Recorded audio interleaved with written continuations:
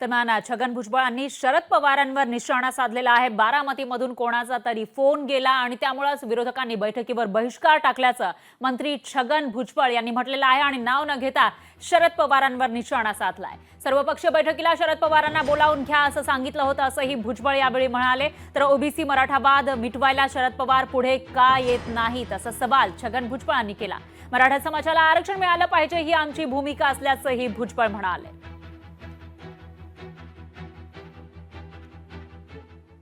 VP सिंगांनी जे आरक्षण दिलं त्या आरक्षणाची अंमलबजावणी पवार साहेबांनी केली म्हणून आम्ही आतापर्यंत पवार साहेबांचा जय जयकार केला, त्यांचे आभार सुद्धा मानले।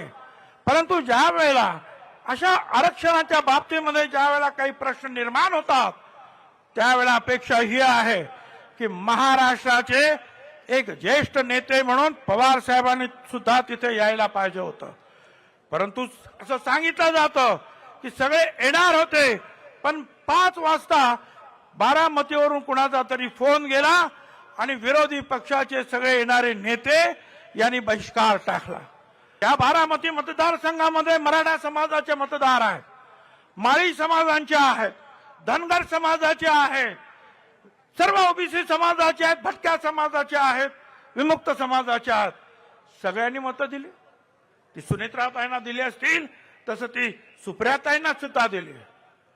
पण मग या सगळ्यांच्या बाबतीमध्ये त्या सगळ्यांचं संरक्षण करणं हे तुमचं काम नाही। तुमचा राग आमच्यावर असेल, तुमचा राग अजितदादावर असेल, तुमचा राग छगन भुजबळवर असेल, पण या ओबीसी समाजानं तुमचं काय घोडं मारलंय? का तुम्ही येत नाही? का हे सगळं मिटवण्यासाठी तुम्ही आमच्या बरोबर येत नाही?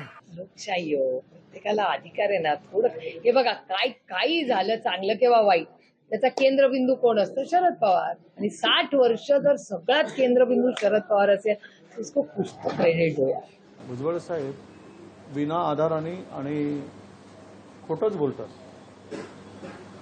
पवार साहेबांना घेऊन यायचा काही संबंधच नाही। मी कसा घेऊन येणार पवार साहेब?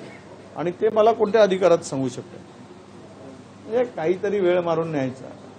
खरं तर सत्ताधाऱ्यांनीच 2 पक्षामध्ये हा वाद निर्माण केला आहे, मराठा वर्सेस ओबीसी। एक उपमुख्यमंत्री नागपूरकर गपचूपमध्ये बैठका घेतात ओबीसी समाजाच्या, मुख्यमंत्री मराठा समाजाच्यासाठी गुलाल उधळायला लावतात, खोटं बोलून फसवणूक करतात, मराठा समाजाची दिशाभूल करतात आणि दोनही समाजाला अमरासमोर ठेवून आपली पोळी कशी शेकता येईल, दोनही समाजाला कसं नाचवता येईल हे यांचं पितळ आता उघडं पडलं आहे।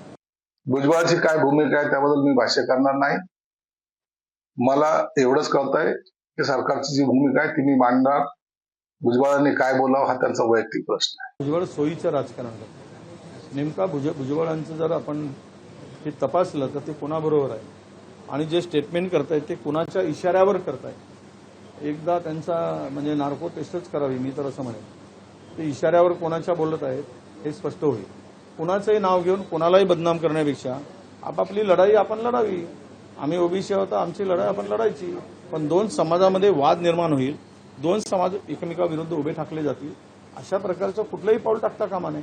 आपल्या हक्काचा प्रत्येकाला रक्षण करण्याचा अधिकार आहे, पण याचा अर्थ की अभि तलवार काढून कोणाच्या अंगावर धावून जाण्याचा आणि महाराष्ट्रातली कायदा सुव्यवस्थाचा प्रश्न निर्माण करायचा अधिकार कोणाला आहे? ओबीसीच्या आरक्षणाला धक्का लावायचा नाही आणि 10% आरक्षण आपण मराठा समाजाला दिलेलं आहे, हे अजूनपर्यंत कोर्टामध्ये टिकलेलं आहे।